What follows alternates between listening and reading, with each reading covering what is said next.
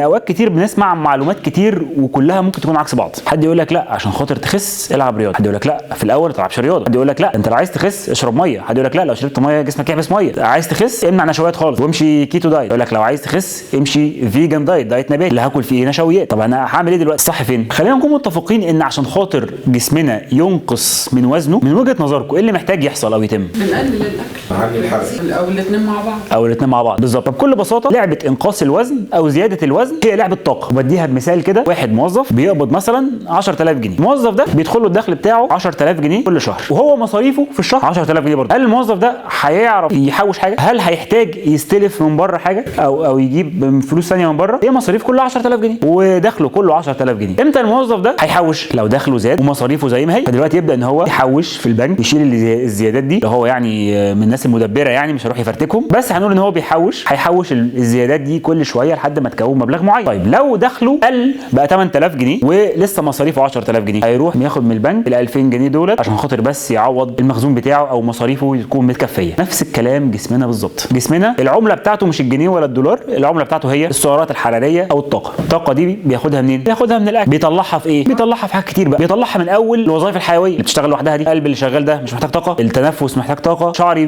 بيطول دي وده دقني بتطول دي مش محتاجه طاقه، كل دي حاجات محتاجه طاقه. فدي عمليات حيويه احنا لا نتدخل فيها، وفي مجهود احنا بنعمله، مجهود بدني سواء في شغل او ان احنا بنمشي بنروح بنيجي شغل البيت، كل دي مجهود بدني، او ان احنا بنتمرن بنعمل مجهود ازيد كمان من المجهود البدني العادي الطبيعي. فكل ده صرف الطاقه. والعمله اللي داخله لنا عن طريق الاكل برضه باخد منها دخل معين. انا دلوقتي لو عايز اخس هعمل ايه؟ اقلل بقى دخل. انت يا موظف بتاخد 10، لا انا هديك 8 بس، فببدا اقلل الجسم اللي داخل له عن طريق الاكل. طيب هل ده كفايه؟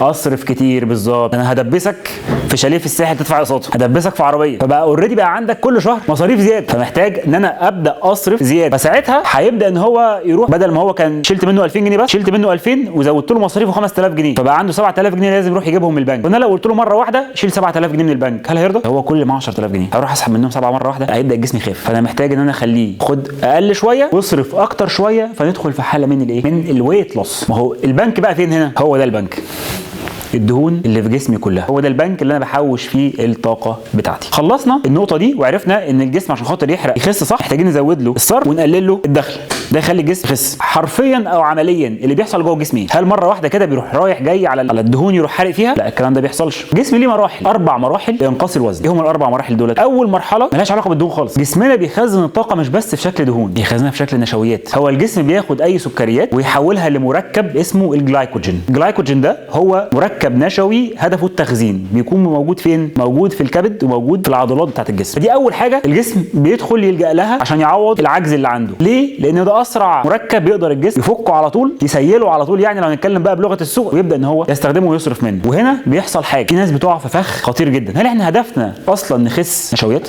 لا، دهون. هدفنا نخس دهون. في اوقات بعض الدايتس بتخسس النشويات دي بسرعه، زي الكيتو دايت. لما جسم يقطع كربوهيدرات تماما، يبدا الجسم يدور على مصدر سريع ياخد منه بقيه الكربوهيدرات دي ويظبط نسبه السكر، فيلاقي الايه؟ الجلايكوجين، فيبدا يسحب من الجلايكوجين بسرعه. والجلايكوجين ده مش موجود لوحده، كل جزيء جلايكوجين مع 4 ميه ماسكين فيه، فبيبدا ينزل ميه وينزل جلايكوجين. عشان كده الناس اللي تمشي على كيتو دايت يقول لك اول اسبوع خسيت 5 كيلو، ايه 100 7 كيلو تمام. الاسابيع اللي بعد كده يبدا الريت يقل لحد ما يوصل للطبيعي، يبدا يحبط، انا ما بخسش. او الناس اللي بتاخد تمشي على الدايتس الكيميائيه، يقول لك دايت التفاح، دايت الموز، دايت البطاطس. تخيلوا دايت الموز ده صعب قد ايه؟ تقعد تاكل موز طول الاسبوع، نفسك مره واحده بتنط كده لفوق ما تفهمش انت بتنط ليه، ما تلاقي رياكشناتك اختلفت حتى مع تلاقي شجره كده تحس انك عايز تقعد جنبها، تحب تسرق المفاتيح مثلا. فخلي بالنا من الحاجات اللي احنا نمشي عليها عشان خاطر يعني مش عارفين عواقبها ممكن تبقى عامله ازاي.